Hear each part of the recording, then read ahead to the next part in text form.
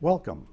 I'm Carl Frederick, and I will be interviewing individuals for Kenosha Voices, an oral history project of the Kenosha County Historical Society in conjunction with Kenosha Community Media. I have worked in newspapers for more than 40 years as an editor and a reporter. 38 and a half of those years were at the Kenosha News.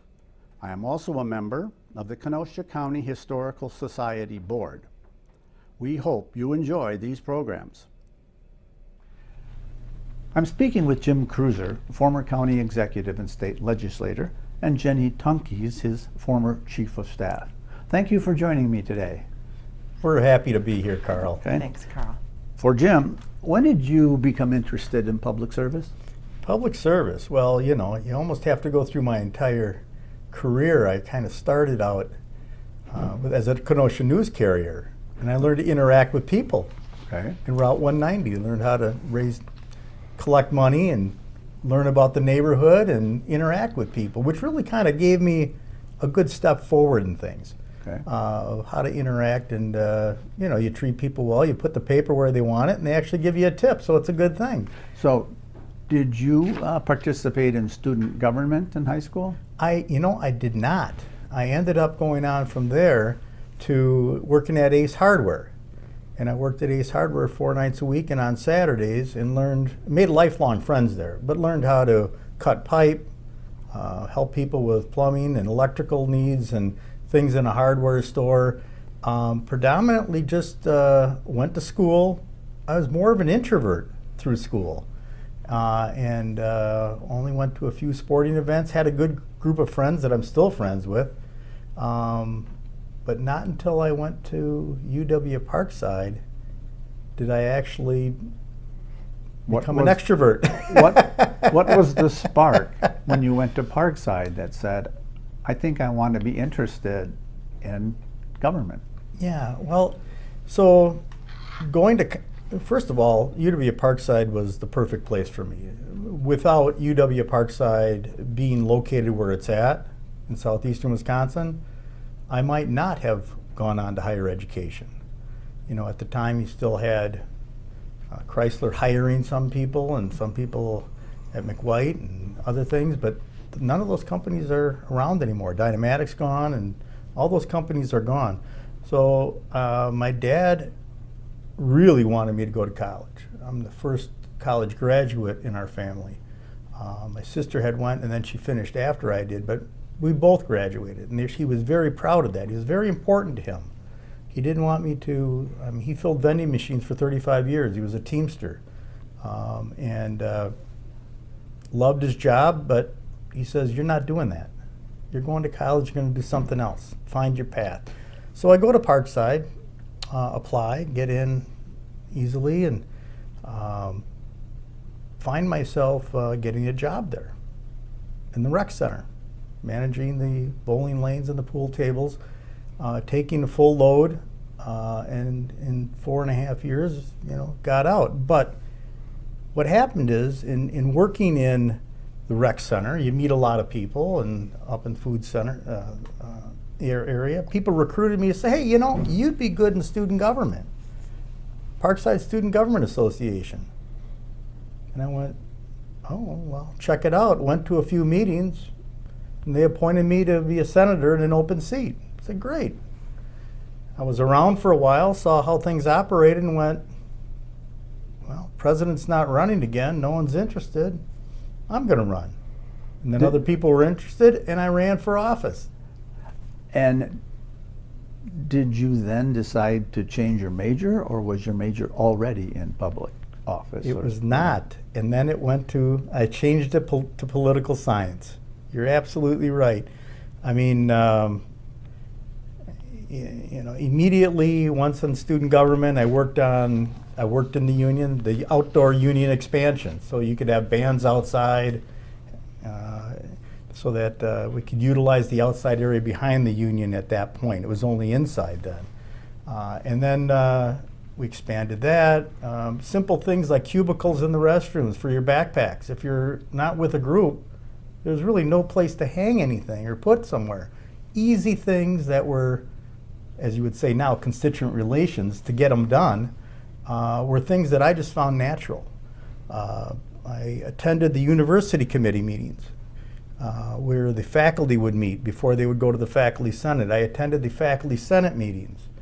And I did that for 2 years, and eventually they adopted a non-voting student seat to be on there, which exists to this day, which is good for the whole area of shared governance, of which I learned through student government about Chapter 36 and the how things work back and forth between the faculty and the administration and the state. And then that will have formed some of my back knowledge of somewhere what I'm going to be doing, what I'm doing now, but we'll get into that later. So you graduated. I was then up for re-election for my second term as president of So student you government. are still in college. I'm still an undergrad. Okay. I'm still an undergrad, and I'm working there, student president, and going to school. Sometimes in that order, sometimes not. And then at the beginning of my second term, a new reporter came in to the to cover the Ranger, universe? Okay. and she's sitting next to me. And Well, that I might was- have been her first interview. That was my first assignment for the Parkside Ranger, was to find out what Student Government President Jim Kreuser was going to do for the upcoming school year. Okay. So this was the first time that you That met we had him. met. And your first impression upon meeting him and talking to him was Well- what? So he said, I will talk to you, be happy to participate in an interview, but I am very busy and I have a lot to do. So if you want to interview me, you're going to have to go with me on my errands. So I was following him around with my little notebook, trying to talk to him as he did many, many tasks. And it turned out, little did I know that that would in fact be the last 15 years of my career. I was following around Jim Kreuser with my notebook. Okay, so you were a reporter. Where did you work?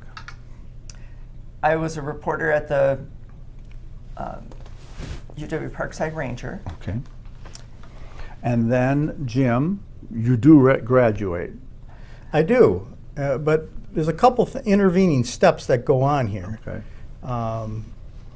Alan Guskin was chancellor at the time, and he did interact with the student body president frequently, and that was like a bonus for me.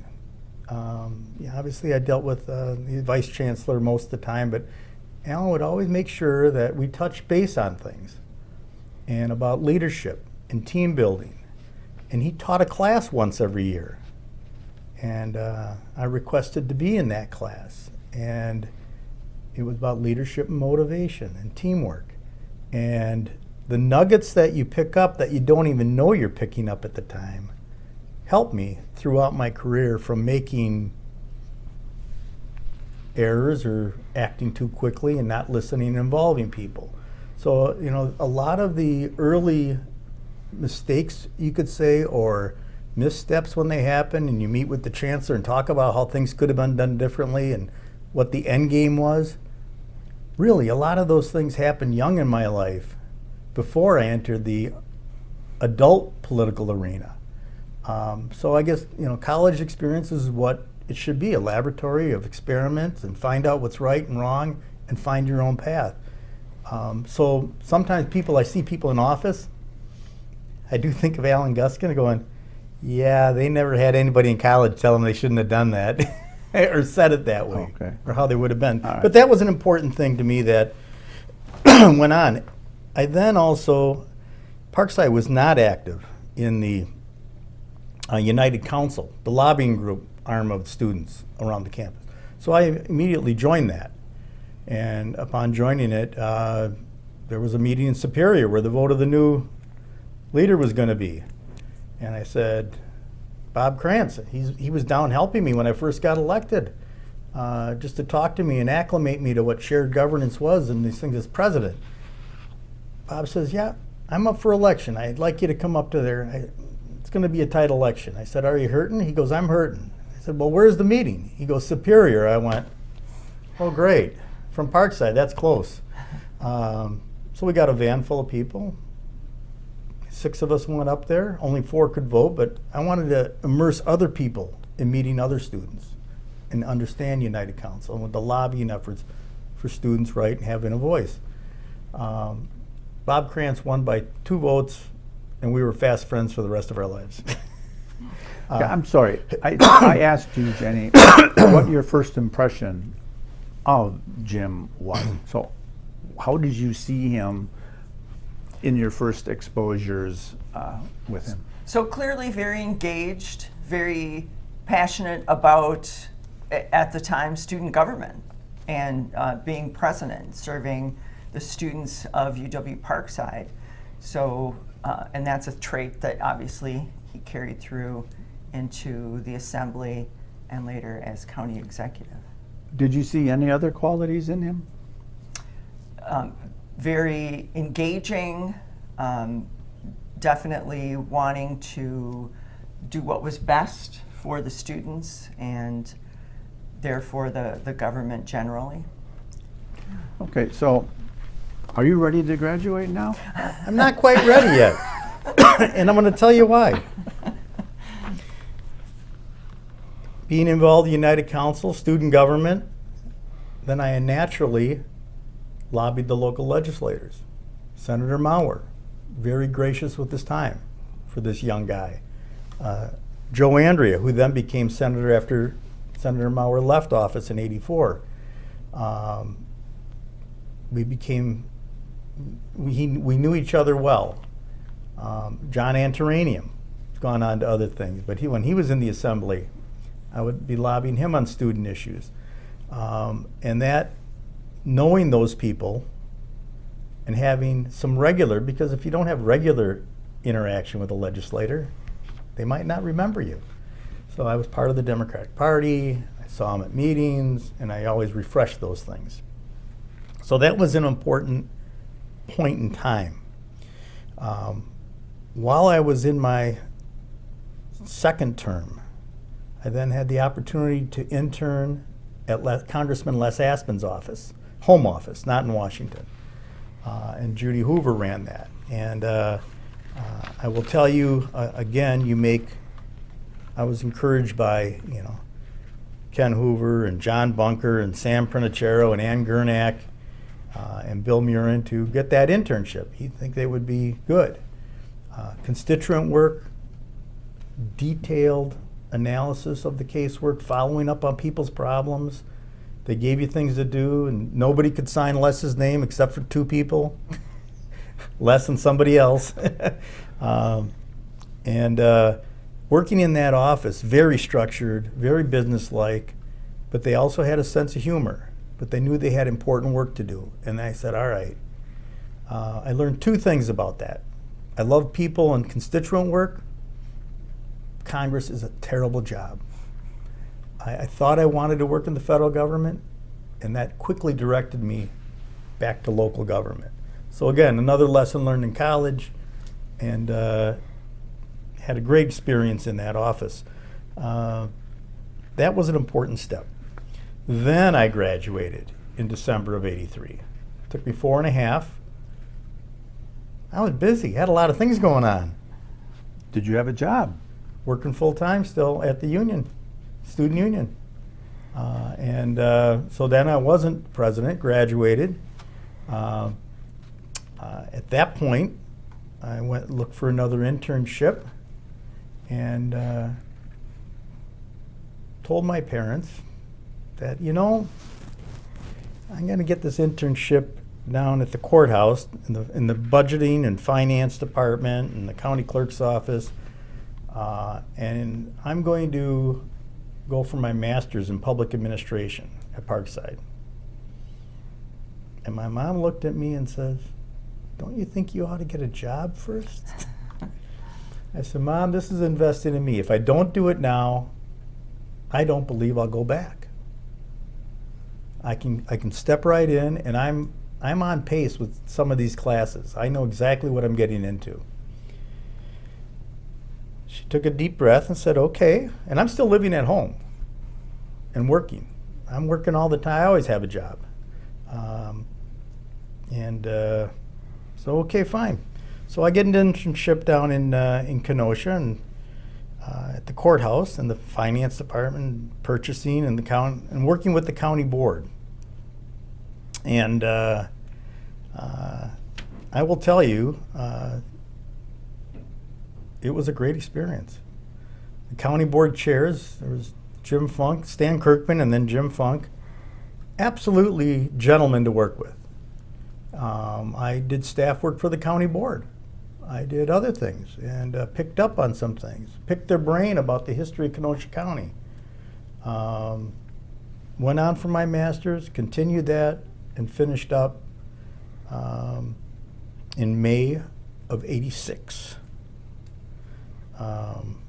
In April of '86, John Collins won the election to be county executive.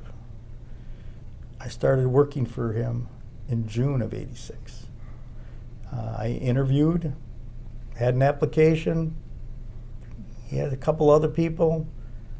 I already had a good fit there. I had a leg up. So that was a great start for me in county government, interning there and then having that opportunity. And then I had to earn my keep. Go ahead, Jenny. Jenny, how did you follow along in his career? Now, you covered him when he was a student. Yes. And then how did you continue to cover him or follow him as he joined John Collins' administration? So I was a student at UW Parkside. I graduated in 1987 and got a job as a part-time reporter at the Kenosha News. And my first assignment as a part-time reporter was to cover the finance committee, filling in for Dave Backman, who had other things to do that day. So I went to a finance committee meeting, and Jim Kreuser was there, attending the meeting as John Collins' representative, and that's how I think we reconnected. We were only acquaintances, so I actually hadn't paid attention to where he landed, so it was a surprise to me to have him there. Okay, and how long did you work as John Collins' assistant? So I worked for him until that would be October of '93. And other than substituting as his representative or working with county boards, what were your duties for John Collins? Any and all tasks as assigned, because it was Jennie Tunkieicz, the executive secretary, John, and me. There were 3 people in the office. So it was kind of crazy in a good way. I mean, I got immersed in things. I met with department heads, certain department heads I met with John, because some of it I needed to really get some granular detail on things and some background on. But a number of them, half of them, I was very comfortable working with. John started, the main thrusts were also infrastructure, getting into best practices.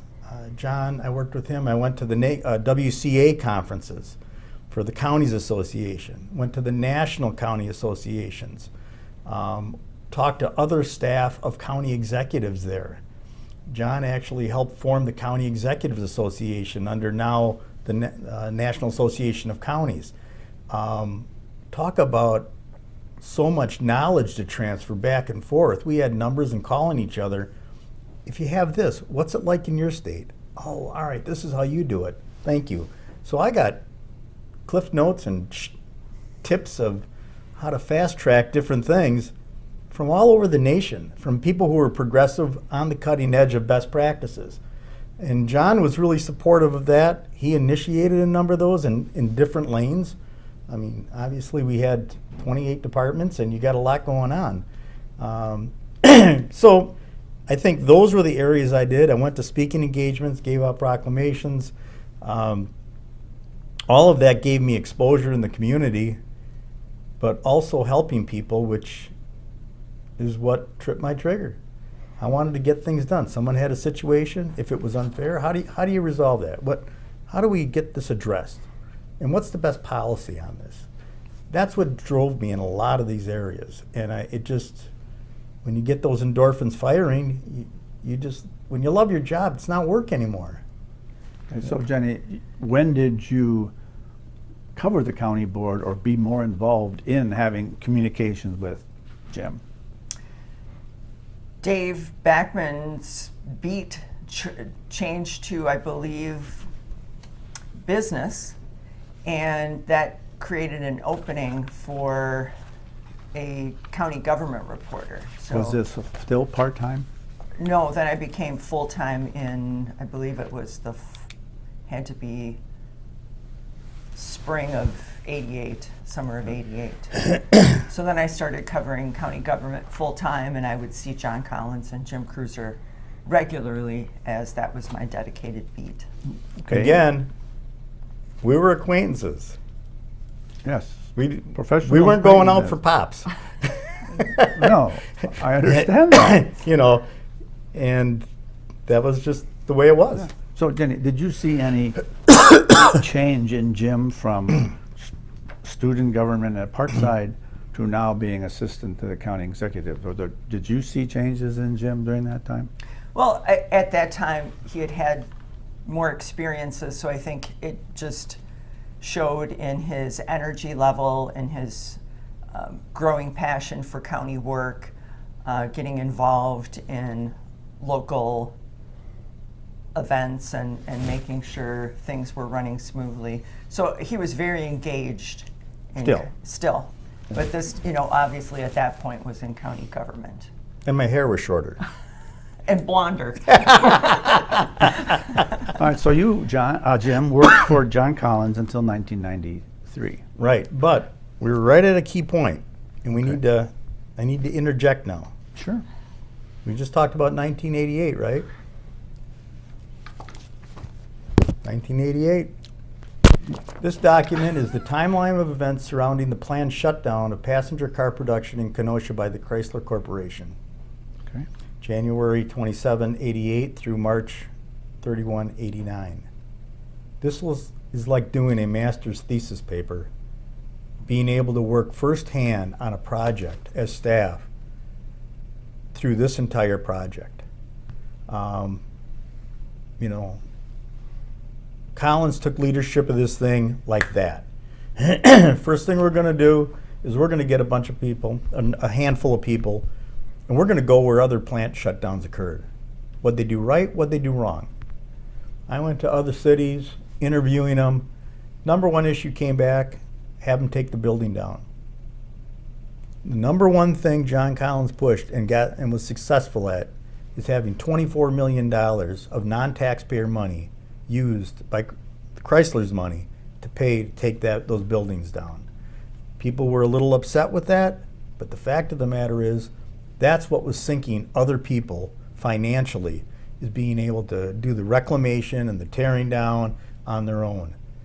With that off the table and in process, then you can work on new economic development. He engaged John Beekler at the time, and then Todd Battle later on when I was in, started diversifying our community and really having a professional organization, the Kenosha Area Business Alliance, pushed to say, hey, we have to push to get more development. Pleasant Prairie became a leader then in new development. Kenosha was a little slow in doing it, but eventually got new companies in of a larger mass for manufacturing. We're still the second, we go 1 and 2 per capita in manufacturing in Wisconsin. It's between Indiana and Wisconsin per capita. We need to keep in that lane, and we did. So I think those are some key things that happened. And I was going to say the third thing that John Collins did, is he made sure that compensation was awarded to those people who were unemployed or dislocated, not only of Chrysler, but the suppliers and the whole chain that was affected by that. Their vendors. Correct. This is the point in time where Tommy Thompson and Jim Kreuser were frequent guests in Kenosha County, and we were frequent visitors of them in Madison. And that's where I got to know my relationship with Governor Thompson and Jim Kreuser, obviously DOA secretary, and they made a commitment to Kenosha on a number of those issues and other infrastructure issues that were kept. They cared about Kenosha, and they got it done. I just got to say, that was a whole period of time that could have dropped the ball. Other people were asking for things over here, here, and here. The big pillar issues were addressed, and John was the leader on that. You had a change of mayors at the time. I think Gene Dorff went out. Someone else came in. I think it was Pat Moran. And the leadership was coming from the county. It was very clear at the state level where the calls were being made. Well, this is also a time at which the holding company bill became law and allowed, Lakeview Corporate Park. How did that come through to you through John Collins' work? How did that work out? So, Joe Andrea, one of the few Democrats pushing this bill, got this thing passed. And the other pusher on this was Wayne Kessel on the county board. Wayne Kessel wanted 165, which used to be county trunk Q. Q, thank you. Q. It was always in the budget, $200,000 for Q. Well, that's not going to build much of a road. Utility holding bill came through. Then we borrowed money, got Q put in. Dick Abdu and Webco stood behind their commitment. Quality development, good infrastructure. John Steinbrink, Mike Serpy, and the rest of the team, Tom Turwall, all out there. They had their act together, and they took full advantage of that. And they have they have the most successful TID in the state of Wisconsin's history. Paid off early, reaping the benefits now, and they've expanded multiple times in a very thoughtful, planful way. So that utility holding company bill by Joe Andrea, again, was another linchpin that hit at the right time when we needed it to cause that diversification. Okay, so you say you worked with John Collins until 1993. Why Right. were you not working with him after that? Well, then came 1992. 1992 was a big year. 1992, let's see, this guy called Bill Clinton got elected. There was an election. There was an election. Bill Clinton gets elected. 1992. At that point, Les Aspin was in Congress, got reelected. He was appointed Secretary of Defense. Peter Barca, who's now in the Assembly, because by then, as we discussed, John Maurer retired, Joe Andrea moved up to the Senate, Peter Barca won the election for state rep. He was in now about 10 years, 8 years. He's going to run for Congress. Okay, so he's running for Congress. While he's running for Congress, Jim Kreuser calls up 20 of his friends. Says, hey, can you meet in my basement Wednesday night? People like Wayne Kessel were there, and a lot of friends. I had a few people from Madison down that were my age, and we talked about running for office. I said, now, this stays in this building. By the way, I invited 20, 35 were in there. A few of them brought other people. That was a good sign. We said, all right, what are we going to do? If he wins, what are we going to do? Are you going to run or aren't you? Jim, what are you going to do? We think you ought to run. And what would you be running for? I'd be running for state representative on the north side of Kenosha. Now, this is 1993. The fact of this matter is, since 1946, the only people, it was always held by someone of Italian descent. Since 1946. North side, very much Italian. I had lived on the north side for a while in the Italian neighborhood. I knew a lot of people. I knew people on the north side, south side. Anyway, we talked about this, and they said, all right, we're going to run. So the strategy was this, very simple. We're going to print up brochures, small batch, always get more, but get a small batch. Peter wins that night. We had stickers. I'm on board with Kreuser. We're going to put them on people at the victory party. Okay, so Yes. why did you want to run for state assembly? It seems like you were, in a sense, the driver for Jim Kreuser to run for state assembly. Then you had these other people around you kind of nudging you further forward. Is that correct? Yes, yes, that's And right. What did you have in mind? What goals, what platform did you run on? So I'm glad you asked me that, but the other thing is, when I announced, it was at Peter's victory party, and I didn't announce. Just people had these stickers on. I'm on board with Kreuser. People didn't understand what that meant, but except for the people wearing them. And that sent a message that I'm in. The next day at noon, I announced that I was running. And then it was out there, and whoever wanted to come up next, bring them on. Be out in front. And that included throwing 50 postcards a day to targeted electors for a special election in the mailbox that I'll be coming by their house. And who was doing these postcards? What kind of a team did you have doing this? We had a group of about 15 people, and everybody had different assignments. And we had things drafted up, and they looked pretty simple. I mean, they were not, I mean, I have some I can give to the Historical Society to put in their archives, but they were very effective because it didn't look too glossy. It was who I am. It's simple, straightforward, plain English, not a lot of words. I'm going to come to your door and I want to be your state representative because I have the, energy, education, and the experience to get the job done. What was the job you wanted to do? I wanted to be the state representative of the 64th District representing the north side of Kenosha and Summers. With what goals? Well, there were a lot of goals going on. I mean, first of all, you want to make sure that you want people better off working than not working. Welfare was a big issue. People talked about it in plain English. And my goal is to make people better off working than not working. Make sure that property tax was dispersed in the fair way. And also Kenosha's share of what goes on in Madison for capital projects and infrastructure, which from my county experiences, we kind of trailed in that.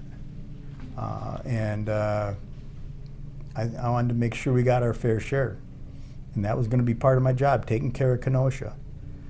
So Gene Bellotti, who was on the county board, he was a county board chairman, his first statement the next day when I announced was, "Jim Kreuser, this man was made for this job. He's from here, he knows county government, he knows the accounting, he's got his master's in public administration. Jim Kreuser is the perfect man for this job." And that was mighty high praise coming from Gene Bellotti on the north side of Kenosha. And a lot of that carried through my election. Did you have any opposition? Did you have other candidates? I did. I had a reporter who was covering the state, and he decided to run. His name was Dennis Shook, fine man. He entered the race, and Louise Principe, who was, I've known Louise for, quite a many years now. And we got along, and afterwards we shook hands. As a matter of fact, after I won the race with 51% in a three-way race, which was pretty handily won, Louise was up for the appointment to be Register of Deeds, and I definitely supported that and wrote the governor a letter to have her appointed. And she was in fact appointed to fill out the term and then successfully ran for re-election, I believe 3 or 4 more times. So best thing to have with an opponent is get him a job. No, we worked well together on a lot of things.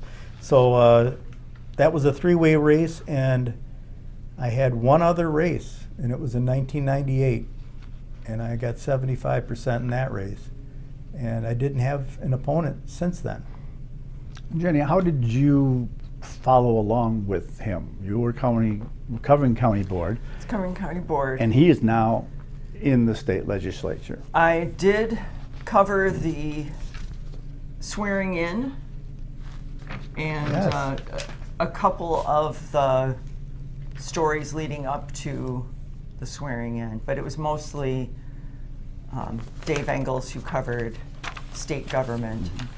So I helped, but there was a framed picture on Jim's wall at our office that when he was being sworn in, and my byline was on it. So Your name was always in his face. right, but otherwise, I did not cover state government directly.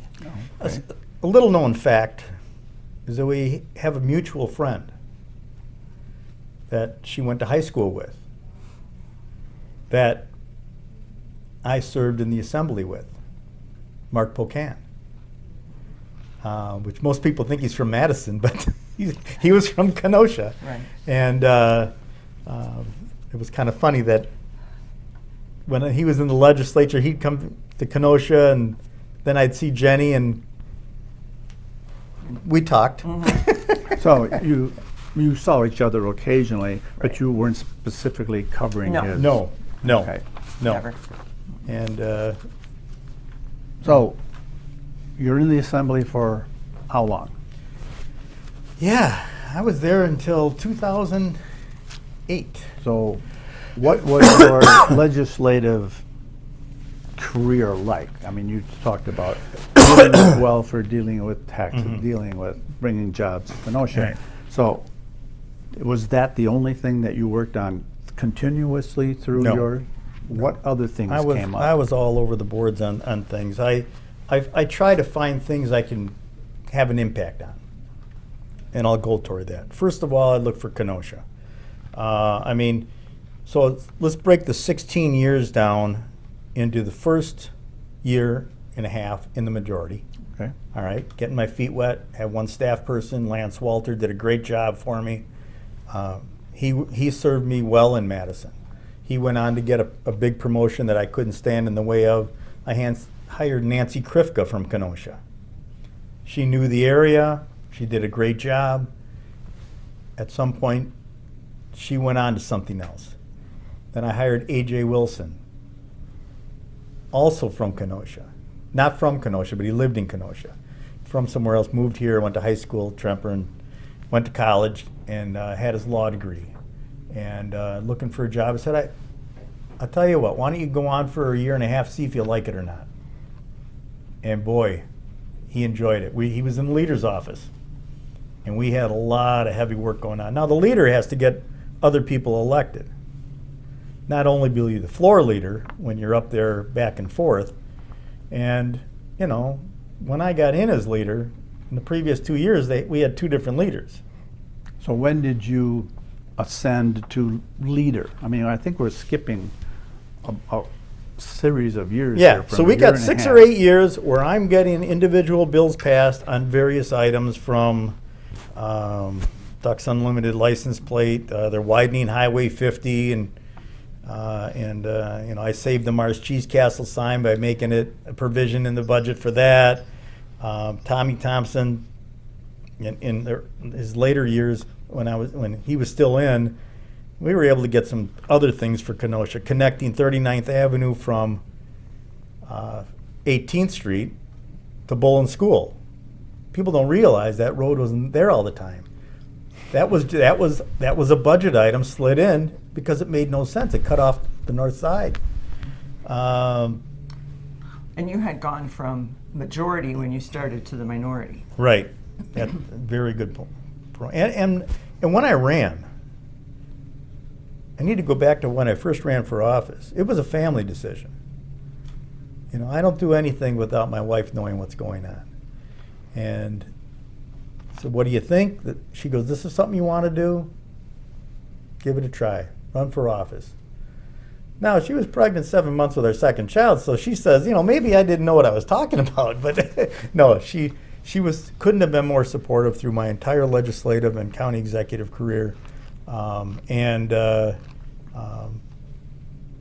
other reason I came back to Kenosha, my boys were 14 and 16. And we said, you know what, being Speaker of the House is great, but I'm going to be all over the state. Okay, I was going to run for county executive in 2012 anyway. okay, but we're still in the assembly and. Yeah. All right. I'm jumping ahead. I'm jumping ahead. I'm 1998, sorry. I think you mentioned leader, and when did that happen? So that happened halfway through. And what Roughly. year? I would say it was 19.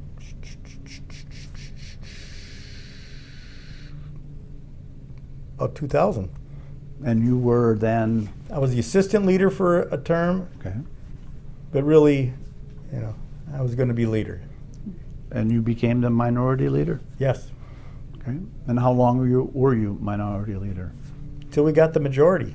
I was the last person to get the majority for the Assembly Democrats. And But what I year- couldn't gavel it. I gavelled out the first session, but anyway. So when was that? 2007, 2008. 2007 to 2008 election, because I was serving as county executive and Democratic minority leader I mean, in 2008? in 2008. I did both jobs till the election. Okay, so you decided it's time for me to leave state government.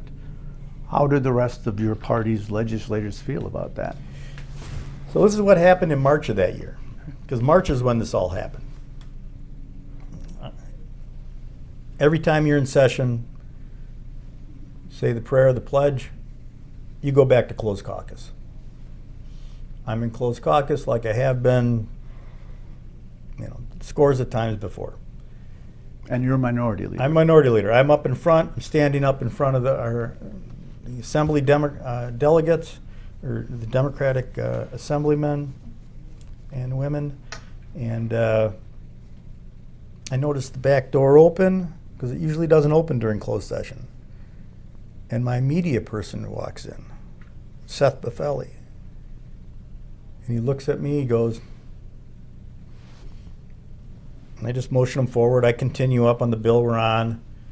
All right, now the next bill.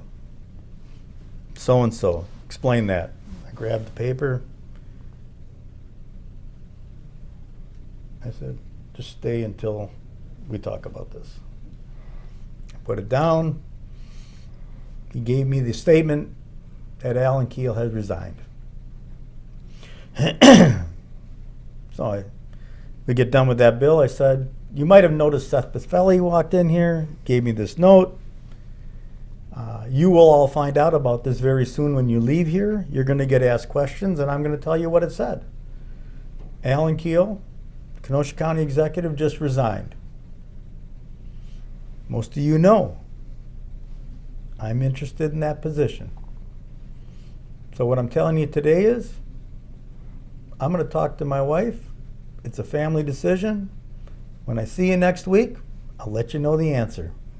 If it's sooner, you will be corresponded by email. And how soon And did I they said, know? that's it. I'll let you know. This issue I'm not going to talk about to the media or to any of you. It's now a family discussion. Next bill. Seth, you may leave. And that was it. Went home. Talked about it. My wife says, yeah, it's natural. Come back home. You know it. It's been, let's just say I've been disappointed with the outcomes that were happening in county government. Remember, you worked there that long. You know all these people. You know what's going on there. There was a distraction for a while. And so it was an opportunity to come back home and have a shorter commute. Okay, so you chose Yes. to run for county executive in that April election? No, it Was it special? another special election. Okay, you decided. And you say you know county government, you know the people involved, but did you have anything in mind at the time as to, I'm going to make sure I do this if I am elected to this job? Did you have something in your head that you had listed in your mind? I want to do this and I want to do that. I had a lot of things. I had a lot of things. Such as? Well, the first thing is you got to make sure every day great things happen in Kenosha County. How many times have you heard that, Jenny? Probably 1 million. Easy. And then you know what's going to follow. It's about infrastructure, economic development, and jobs. That's what it's all about. Yeah. And so, And then the other thing it's about that ties right into this is to make Kenosha County the best place to live, work, play, and raise a family. okay. And that includes the walking paths and the quality of life issues. There's a lot of people who don't use any services, but those services everybody uses. And the other important services that other people use, those are important. But are we doing them effectively? Do we have the best people? Are we using the best practices? I can tell you we weren't in a lot of ways. And so, did you have other candidates seeking election to that position in the special election? Or did you run unopposed? After Gene Bellotti made his comment, no, I was unopposed for all 4 terms. But special election first? Special and election then- first and the next 3 terms. And then you served until what year? See, our last year was when, Jenny? Seems so long ago. 2022. And when did you join him as chief of staff? Before I started. When I read in the Kenosha News that Jim Kreuser was going to run for county executive, my first thought was he would be perfect for it. He knows the job, he's worked in the office. And my second thought was, I wonder if I could serve my community by working with Jim Kreuser. Okay. So, what did you do? I first called John Collins. At the time, I was a reporter and editor at the Milwaukee Journal-Sentinel. Okay. And so for 21 years, I had covered county government in Kenosha County, Racine County, parts of Milwaukee County. I would go up to Waukesha and help out there. So these are issues I had been immersed in for 21 years. So I called John Collins and I said, I'm so happy for Jim and I think he'd be great. I'd be interested in working for him. What do you think? And he said, I think you should call him. I said, the story was just in the paper today. No, I think you should call him. So I did bunch up my muscles and made the phone call. And I learned I was the 7th person who had called him. I had no idea, so I was glad I made the call. Okay. And so then, ultimately, you chose Jenny as your chief of staff. What qualities did she have that made you pick her over the other 7? She wanted to do it to serve her community and to work with me and have some input, but have my vision executed. Other people said it would be good for them. Jenny did it for the good of the community. And it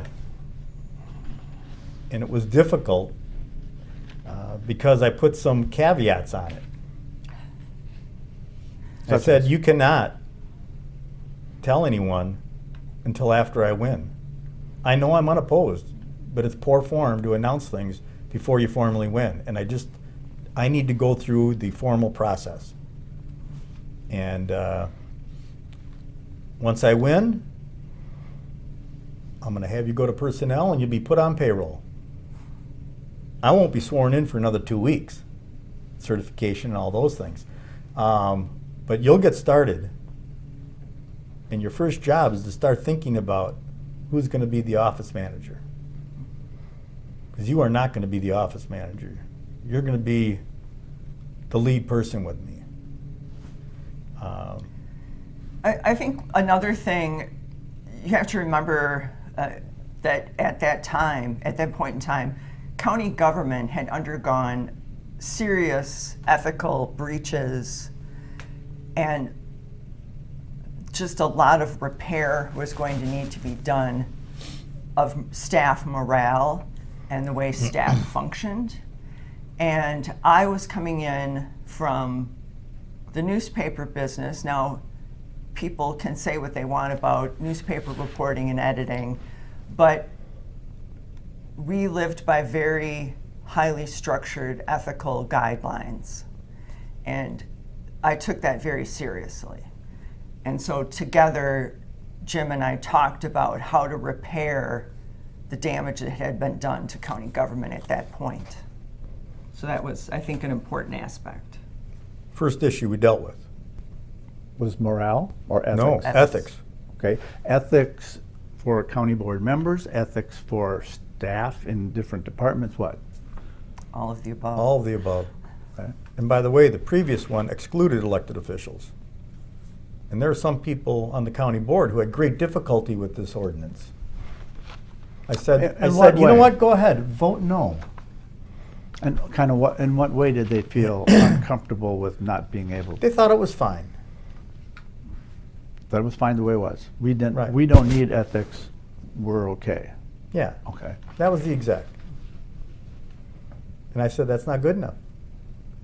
And that, two of them had a real problem with it. You know what? Vote no. And you know what? It was unanimous, I think. Right. And that was the lead of how we're going to do things. And you lead by example. And we had a number of people who were not qualified for certain jobs that they had. So we realigned them. And a couple of those that, when that occurred, morale went way up. Mm-hmm. And now they saw what was going on. And you start including people on what the vision is. What do you think? What do you think the priorities are? I'm from the outside, I want to listen. We spent a lot of time listening those first few weeks. And all through, actually, going back and forth. Maybe not the last year, but they had a lot of input on what best practices should be in place, where are we lagging, what populations are we helping, are we not helping, are our priorities aligned? We had the advantage of having some people I've worked with before who were and me. solid. What? And people I had worked with as a Right, reporter, that, right. you know, when I had covered county government. And I think you were leading up to our hiring of Karen Steigerwald Yes. when I interrupted you. No, that's okay. No, But- please go on. But from that. as you know, she came with a background in, she had served in a law firm, so she had legal knowledge and experience. So she also brought to the table those high ethical standards that were so important at that point in time. Okay. And could handle almost any heat under pressure. She was a former dispatcher. Mm-hmm. I mean, she was critical. And, you know, both of you started before I got there, and then my term ended, and you both were still there for another week or two for transition. Right. So you mentioned that when you worked in John Collins' office, Right. there was the county executive, secretary, and yourself. Right, Executive Secretary Jennie Tunkieicz, just a And- fabulous person who worked so hard. She was Oh. really good. I don't know how she did it. Go ahead, I'm sorry. So now in 2008, what is your staff like? Our staff was You mentioned Jenny, you mentioned Jenny. Carol, Three of you us. mentioned the three of us. and an office manager. Karen was the office Oh, manager. Karen was. And then we brought in some people part-time, half-time, and because there was a workflow issue and filing issues. And County government had grown significantly since the early 90s in terms of not only function, but also personnel. And there was a lot of new things that had to be covered. Also, it was 2008. We were at the cusp of the Great Recession and dealing with neglected services and infrastructure. roads weren't getting paved. I mean, So there's a lot of work to do. Okay. So in terms of 2008, 2009, you say what you were facing. How did you deal with it?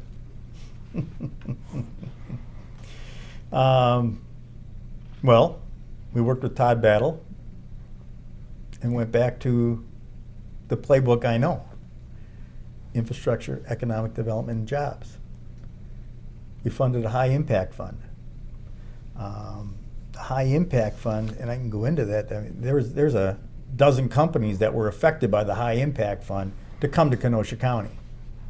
You know, our roads, every T grant up at the state. I mean, if you didn't think I went and leveraged every state resource I had, I mean, Highway 50, just getting done now. And, you know, I had the taping of this. Within the last 6 months, it was done.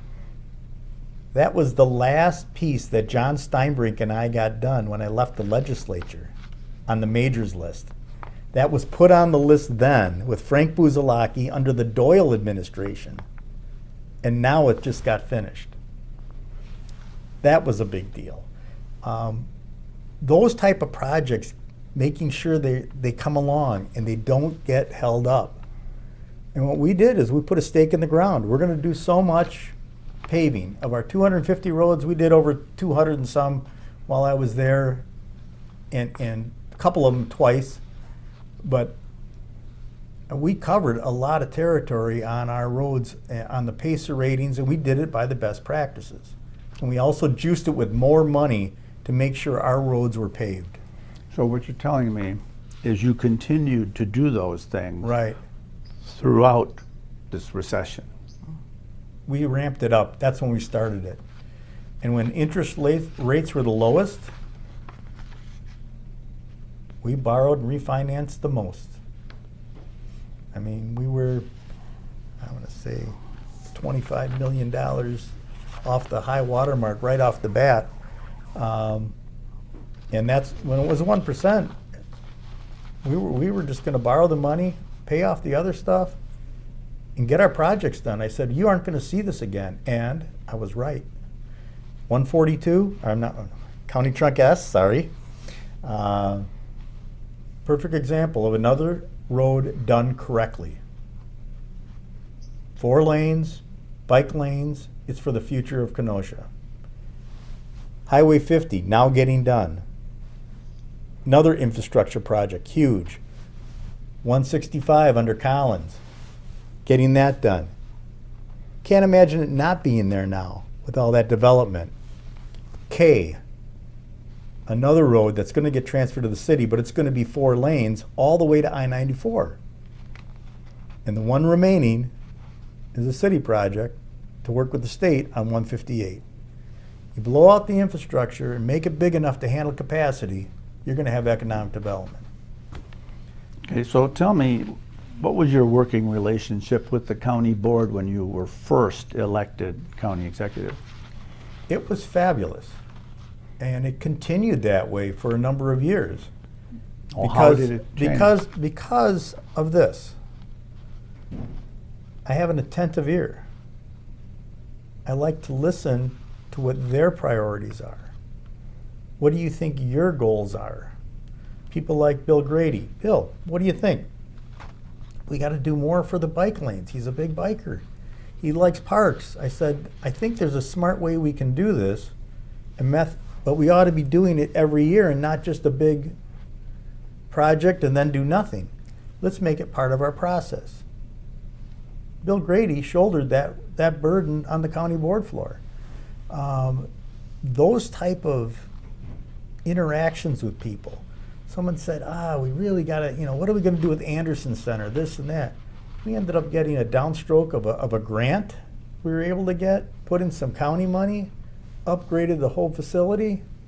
Looks beautiful. It was a gift from the Andersons, who was related, I think Mrs. Anderson was a Lance from Lance School. And this is old money that gave and entrusted us with something. We needed to take care of things. In order to do that, we also sold the Ewell House. All right, that was an asset we didn't think we should keep, and we moved the History Center where it is now. County Board Chairman Joe Clark. Yep. At the time, I think your first full year. Yeah. He wanted transparency, accountability in the financing, something he felt didn't exist previously that was very key to him. And Jim made sure that we were completely transparent and open with all of the new ways things were being structured. Benchmarks, time frames. People thought Joe Clark and I were going to be fire and ice. I went over to his office. Joe, how do you want to run this? I'd like your expertise, but you're going to have to put some time into it. I want to make sure we're doing what you as chairman want us to get done. You're the accountant. I'd like to hear from you. He put the work in. Dan Meanwhile- Esposito put the work in, former chairman. What? Meanwhile, all this still fits into your vision. And if it didn't make sense, and maybe I had an idea that didn't make sense, if enough told me it didn't make sense, it went in the back of the line. I want to get things done. And so do people generally do, if you can do it efficiently and it makes sense for the lane we're in county government. You know, I think partnering with the Boys and Girls Club and putting gang prevention, having a summer work program, people thought I was crazy. It's tremendously successful. You know, numbers have gone down. People involved in reading, not only, you know, you don't do just painting out there, but you have to do other work to help your academic skills. Tie them together. People go home, like my mom, she loved to have me be tired at the end of the day because I go to sleep at night, not cause a problem. We had people out there working, how many, 300? Mm-hmm. 300 people working on county parks. Plenty to do, I'll tell you. There's plenty to do in the parks. But also, one day a week was driven in academics or skill raising, money management, lifelong skills they're going to need that maybe they don't have a role model to teach them certain things. Or maybe it's not covered in detail. So I think that those type of impactful program, people talk about, and the Crisis Center is another one. When we work with kids, we've saved, I think it was $300,000 in transportation costs because if someone had to get chaptered, and instead of just getting their medication adjusted in the 16 beds at the Crisis Center, we'd have to drive them, have them locked up. Officers come back, go back the next day, pick them up, come back. Makes no sense. So we're able to take the old Gateway Mortgage building, modify that. I mean, we're serving people in the best way possible with best practices and saving money at the same time. Mm-hmm. That's what we should be doing in county government. Did your relationship with the county board change over time? So my goal was always to work with county board members.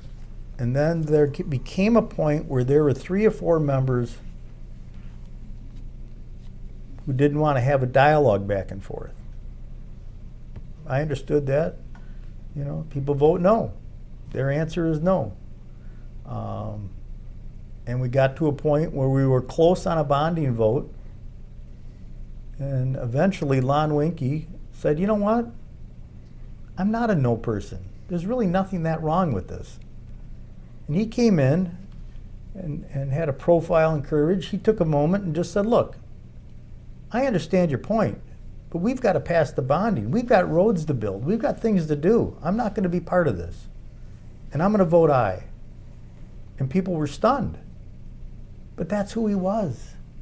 He wanted to do the right thing, but he got browbeaten into other things. I think if you work with people long enough and you educate them and you give and take on things, I think you can get things done. Did your job get harder? It got more interesting. You know what? It's the people who wouldn't meet with you to even have a dialogue that I thought was difficult. I thought if you're an elected official and we're working on county government business, we're not talking about some other issue. We're talking about our work, and you won't even have a conversation on it, and you won't bring in the numbers and let's talk about it. That person probably shouldn't be on the county board. And how was your relationship changing with board members, since you sometimes dealt with them in Jim's absence or while he was doing something else? Or in addition to. Yes. So how was that relationship? Did it get harder, like I asked him? Well, I think the county board, local politics has become reflective of national politics. So as the nation became more polarized politically, even though county government, for the most part, the county board and the Office of County Executive are nonpartisan, and Jim always operated as a nonpartisan. Partisan politics did enter the county board, clearly. I mean, that's no secret. And as that happened, it became more difficult to communicate fully and well with those people who did not want to participate in what was best for all of Kenosha County. That sometimes got lost, but ultimately, I think the people who really cared most for their community won out, and we were able to get accomplished what needed to be accomplished. Okay. So 2022, I mean, you retired. What made you decide this is it? I'm old enough to retire. I want to do something else. It's not fun anymore. What was your motivation to retire? I loved my job. Okay. I loved my job. 36 years, it was time. You know, every re-election through my entire life, my wife and I would sit down. Should I do something else, or should I run for re-election? That's a discussion we had. It's a family decision. And at this point we said, look, it's 36 years, public service. You know, do you get a special medal if you go 40? We just got through COVID. My parents were very much older. Said, you know what? We're not going to do it. So you want to know one of the hardest things to do? When you're going to do that, go to your chief of staff's house. Ask to stop by and have a conversation. That was the hardest thing. Okay, so how did COVID affect the operation of county government? I think we learned that our pivoting skills, our skills working together, our tremendous IT staff, the great ideas that we had, the leadership foundation we had built really came through. How about Sean Smith. Sean Smith, how did he do that with that new building? What was that, the old Kmart? Oh, yes, the old department store building. Yeah. They had to create a way to have internet services and quick action to get people through for the vaccinations. So they come up and they say, why don't we go on top of the 60th Street Tower, shoot it toward there, we can get it done in 3 days. No kidding. He goes, no, we can do this. I mean, it was a can-do. I mean, when you're working with people like, yeah, we can do that. Yeah, wait a minute, let's think about that. How can we do that? That's the type of people we hired. You know, oh, I was so fortunate to work with this team. I mean, every department was, oh, hey, we got this new idea. What do you think? Oh, we got this new grant. What do you think about this? Does this fit? Does this work? Was there something that never did quite work that you wished had? Well, what was the rule I had? No surprises. So, up front, you vet things out. I always want the bad news first. And if someone has an idea, we had a proposal process. And if you can't pencil it out to us, then it's not that good of an idea, is it? But you pencil it out, doesn't have to be long. Let's figure it out. I mean, there's a number of projects we'll cover here at the end, but in internal champions, I mean, there's scores of them in county government. I won't mention them all. But that individuals took on projects that was on nobody's radar and then brought it to us, and we went, wow. Why wasn't this done before? Anyway, there's simple things, from as easy as 4 canoe launches on the Fox River so that people can have free recreation, to more complex ones of, all right, how are we going to get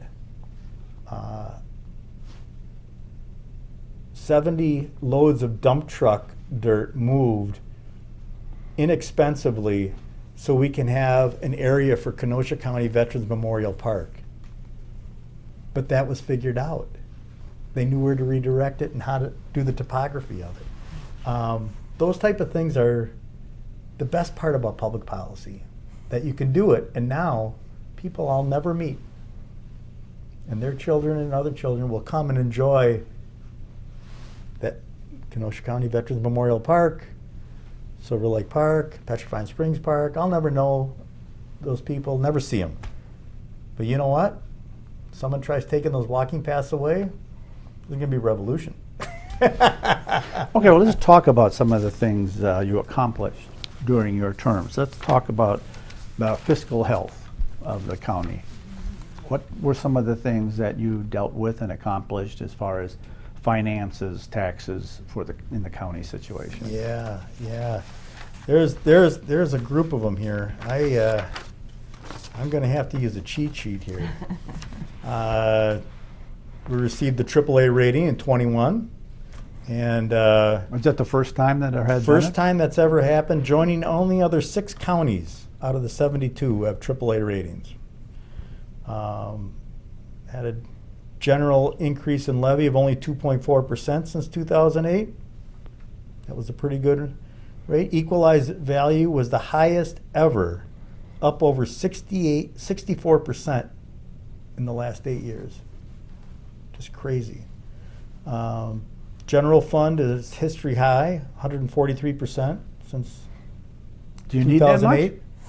Do you need 143%, or do you need more than 140? Well, you know what you need? I'll have to call my accountant, because there's a certain amount you have to have in reserve to be AAA. Long-term obligations are down $25 million since 2008. Kenosha County's job growth from 2015 to 2020, just that snapshot, was 11.1%, the highest in Wisconsin. Jobs. Infrastructure, economic development, jobs. But for, and I know the past mayor, Antarani, wasn't happy,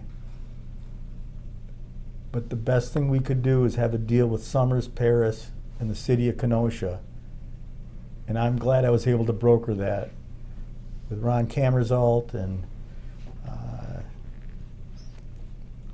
who was that, Summers?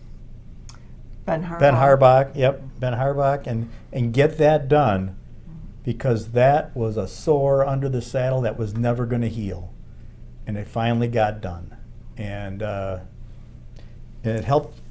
It's going to help. It has helped already economic development when you look out there.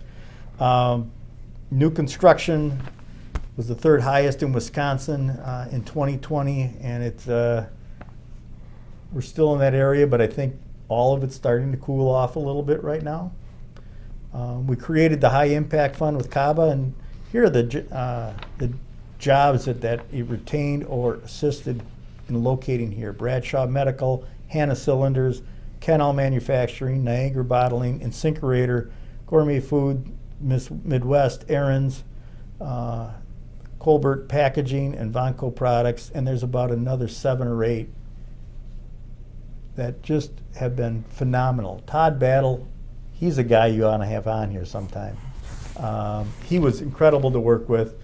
The Salem Industrial Park, I said, I want to spend money and find a place where an industrial park can be done west of the I. And he found Salem with willing partners. And now if you drive by there, it's filling up. Big success, big success. Expansion of Highway S, completed in 2021, the largest county trunk highway project in Kenosha County's history.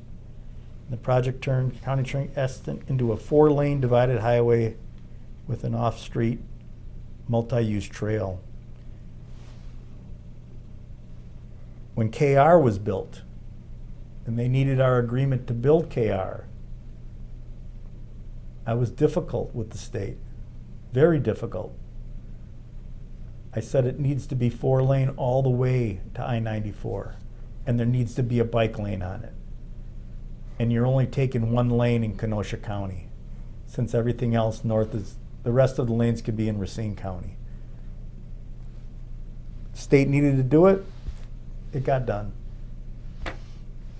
Also the bridge that was over there, going over the Pike River, it's now in Petrifying Springs Park. I just had them deliver it down the street, and we got a $500,000 bridge to go to the kids' playground. What were they gonna do with it? So it worked out good for us. That kind of negotiation with the state, if you aren't proactive, you're just going to waste money. The widening of K west of Indian Trail High School needed to be done. That happened. The Human Services relocation, the old building has some mold issues, some other facade issues. More centrally modernized facility. I think that's a much better location. Brookside Care Center, renovated and expanded. Fran Petrick, internal champion, now retired. Got that done. Linda Bagdala, carrying the load. A self-sustaining facility with high quality continuum of care for Kenosha County residents. Just going against the tide, but the numbers are working and they're keeping on their target. Just a great addition. Additional buildings area for parking downtown. We picked up a lot of property around the campus. County government's going to grow. Oh, you don't need bigger government? The problem with that thinking is the state's going to approve more judges. And they will order you to build courtrooms. And they will order you to give them offices. And they will order you to have clerks. And if you don't have a plan to put them in the proper place, you're going to rent. It's going to be then there's going to be more problems than you know. We have now secured property for the future on that footprint, and we bought it when prices were low, and we picked it up and a couple on foreclosure. And Kenosha County is good stead. They might want to pick up 1 or 2 small parcels that are on the edges, but I think for the future, county government's going to be here a long time. We got a plan for that. The reconstruction of 30th Avenue from 22nd Street up to Parkside was done, again with a bike lane. Separate. We did the courthouse.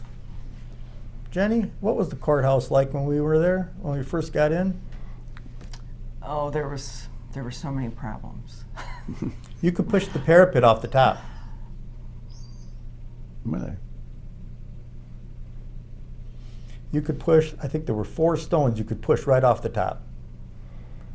I was in my office on the 3rd floor of the administration building, and it rained, and it started coming through the vent.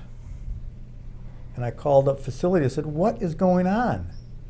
They said, oh, the tarp must have ripped. The tarp ripped? Well, yeah, we just put tarp and tarred it up.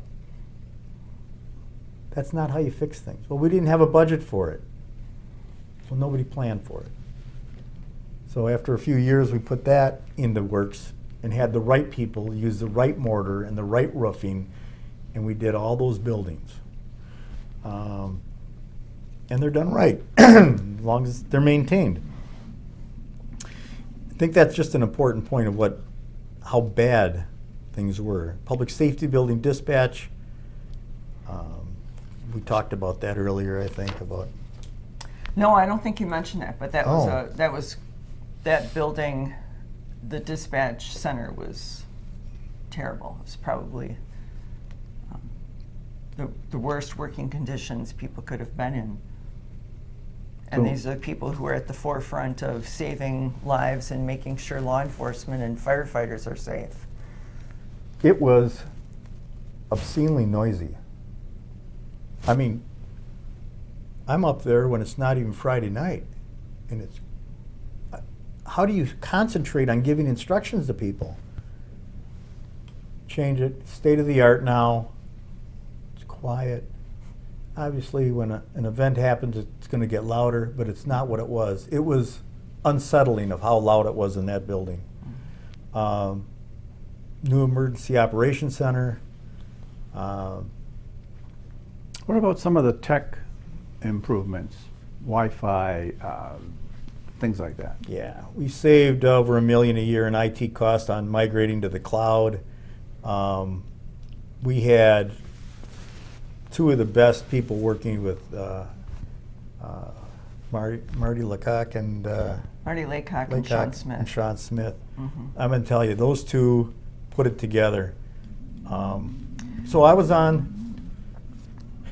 I'll let you go in when we came in, but I was in the legislature and we had an IT overhaul, and as leader, I just came off of like a 12-month stint of a report of how much money was mismanaged in IT.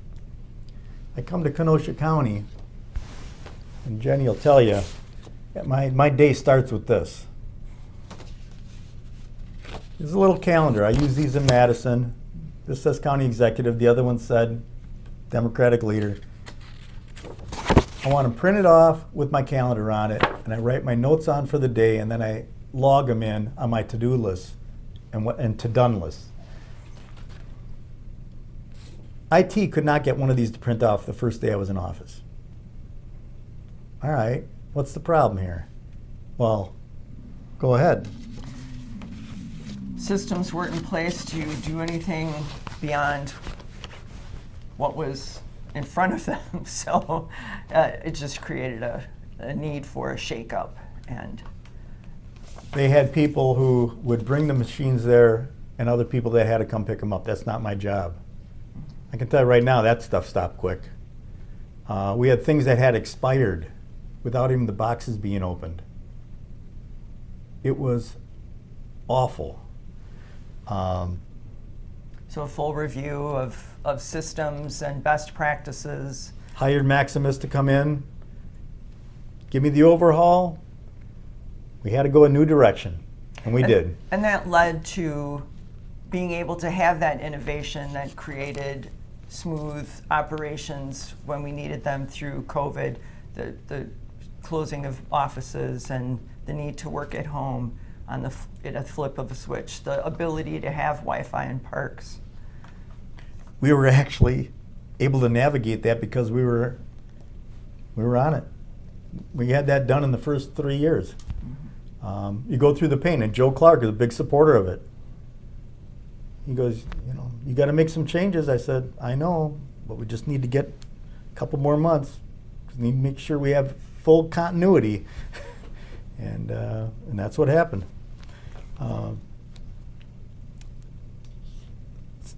Pike River South Branch. We got significant work done on the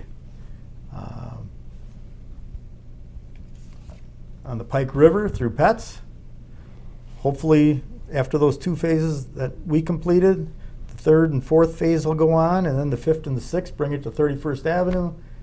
I know we have $10 million committed from the federal government on the South Branch, which starts at 75th Street and works its way toward Petrifying Springs. But I got a feeling that some people don't have a stomach for that, and they're going to give back the $10 million to the federal government. I am disappointed in that, and we talked about what I'm disappointed in. That's one thing that I hope will still happen. but I don't know that it will. I have to say the path system on the west end that we've put together to work with the gravel pit owners in northern Illinois and Lake County and coming into Kenosha County. Ray Arbit is really the lead author of that and really put that package together. And it's now coming out for prime time to do, and I hope the administration follows through on that.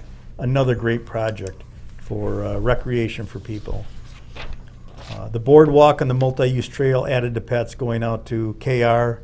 Again, cities like San Francisco and you know, progressive cities, Austin, those are the types of things you build with good construction quality that'll stand the test of time, and people can just go out there and enjoy it. Those are the things that we need to continue to do, and I'm glad we're able to get that done and get it done right. The long-term agreement with Parkside, signed in 2019 to manage and restore the hiking and mountain trails through the university-owned land contiguous to pets, has already been. Parkside is so pleased with what's going on there, and that they're using it. The protected areas for the science department are staying off limits, but yet the recreational paths are being groomed, and the bridges were already in when I left. And it's another amenity they use for a selling point to UW Parkside. Boundless Adventures continues to be successful. The aerial adventure park, yes, I did do it with a GoPro on my head, and hopefully we have the only tape of that. No, but it was a. No, I think it went viral. Oh gosh, absolutely a great thing for, again, people to get an option in Kenosha to be able to do that type of thing. The off-street multi-use trail bridge over the Des Plaines by Pleasant Prairie, us doing our part on a county trunk road to help their trail system be a haven of safety as you walk around in their various parks. That kind of collaboration with different municipalities is critically important. We've had a great relationship with, I think, every municipality, as long as we tell them well ahead of time of what we're thinking of, what the vision is, and does this work into your community? And those are the things we need to, I'm just proud of, because I just loved working with people who wanted to do things. And if they don't, eventually, they'll come around. So, what's next? Well, we have to finish the bicycle wayfinding signage, the Petrifying Springs restoration and dam removal. Some people were against the dam removal. I'm sorry. I'm glad we did that. The beer garden, come on. You got to talk about the beer garden.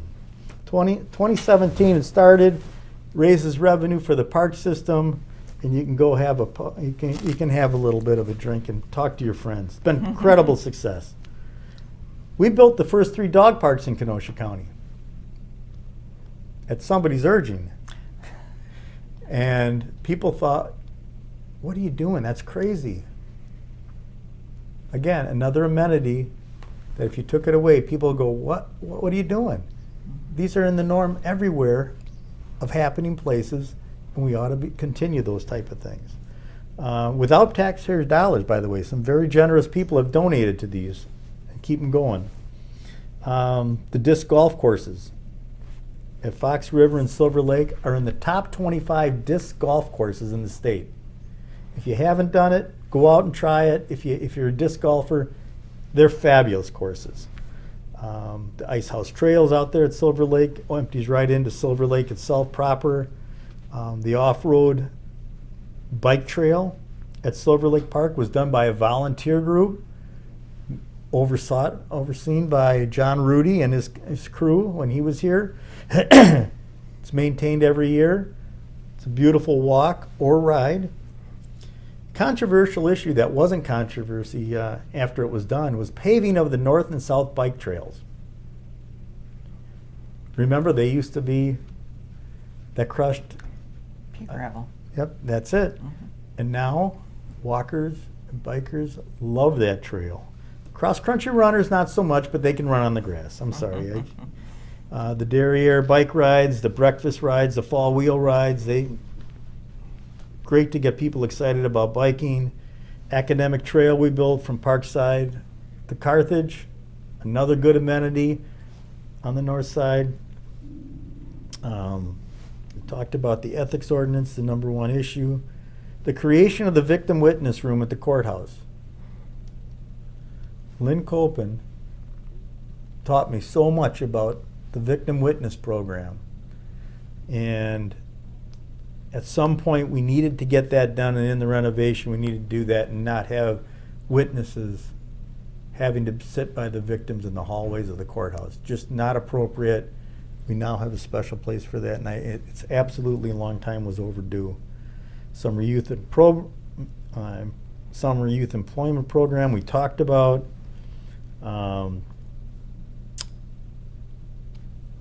The 911 dispatch we talked about. We resumed the council of government meetings and listening sessions throughout the county. Those were stopped before I came back. Started with Collins, I revived them. State and federal outreach, inviting those representatives to come to these meetings to explain what's happening at the state and federal level, so that not only the executive knows, but legislators or municipal leaders know what's going on. I think it's important to sensitize them so they're sensitive that we want to know and what's going on in our districts. We invested in Kenosha County's leaders by subscribing them to Living as a Leader program, so that we're positive in how we have discussions where we may disagree and how to figure out how to collaborate more.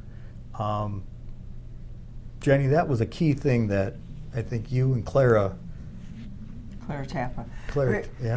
And Ray Arbit was instrumental in that Yeah. as well. So it just set a foundation of a common language among the leadership, first of all. Second of all, it empowered leaders to understand how to better motivate and inspire their employees. And I really saw a huge difference in the operations of departments when they were all working together and collaborating in that way. Made a better working environment for everyone. Yeah. And a couple things that I was pleased about was the Forward Award by CABA and the Impact Award from CABA upon my retirement.